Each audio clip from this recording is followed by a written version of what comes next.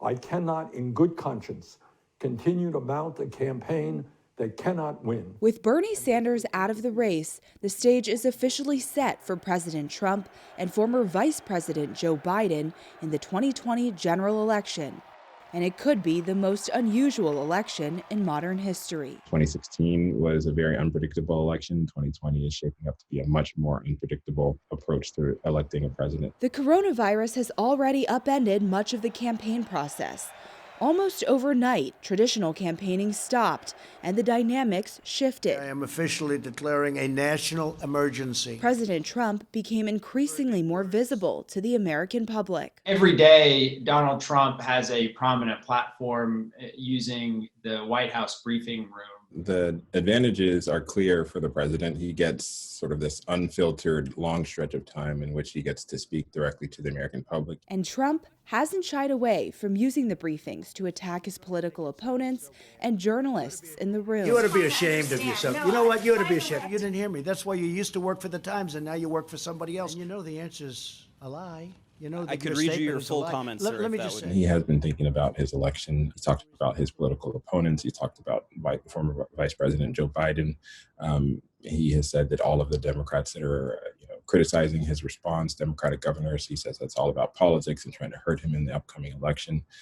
So it is clear that November and the election is on his mind, and he's thinking about how to manage this crisis in a way that does not harm his electoral chances. Meanwhile, Biden has had virtual briefings with reporters, started a newsletter, a podcast. Hey folks, it's Joe, and we're listening to Here's the Deal. And has tried to connect with voters virtually. Joe Biden has been in a TV studio that was rapidly built in his basement. It is obviously not the same as the White House briefing room and sort of the platform that has. The whole ecosystem revolves around Donald Trump, and that's still true around the coronavirus. But Biden and the Democrats think there could be some disadvantages to Trump having so much airtime. I mean, his campaign almost believes in some ways that he doesn't have to do much right now. They want Americans to see him as sort of a calming, soothing force. They think that people getting a long look at Trump will sort of give people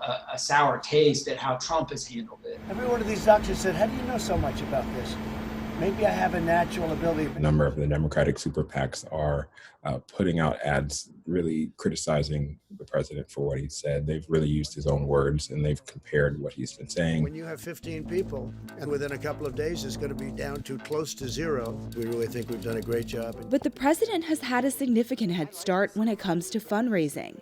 In February, Trump's campaign and the Republican National Committee had raised around $225 million. Biden's campaign only had $12 million on hand, and coronavirus has made it harder to close the gap. Fundraising, just like everything else, has been rocked by this coronavirus. And it came really at a moment where Joe Biden was starting to capture the Democratic nomination. They don't call Super Tuesday for nothing. Super Tuesday, the weeks after that, was like the best fundraising period of his campaign. He started to get some momentum, and then, then this happens, everybody's staying at home. Prior to the pandemic, Trump's top campaign message was on how well the economy was performing. Because I have created such an incredible economy. I have created so many jobs. If Trump continues to run on an issue that is no longer a strength for him, that could affect things in the general election, and that could affect his standing. We don't really know yet because their polling can change, and we haven't reached a full effect of this coronavirus yet, likely economically. It's unclear who people will blame for the economy not doing well. Are they going to hold Trump at fault? We don't know that yet. Hearing that the unemployment rate, which has already gone up to 4.4%, may be actually as high as 10%. The president has talked about saying this will all bounce back. This is all short term. This is an artificial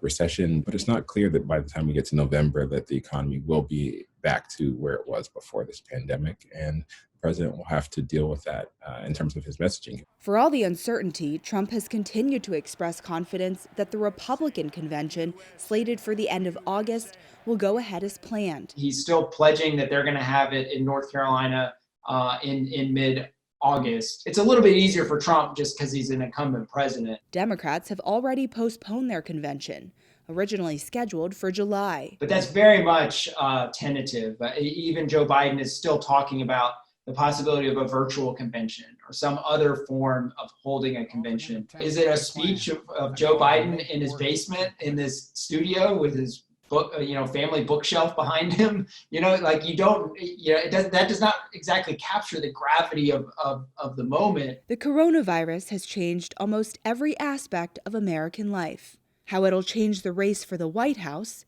remains an open question. If you could sum it up in one word, the state of the race right now is...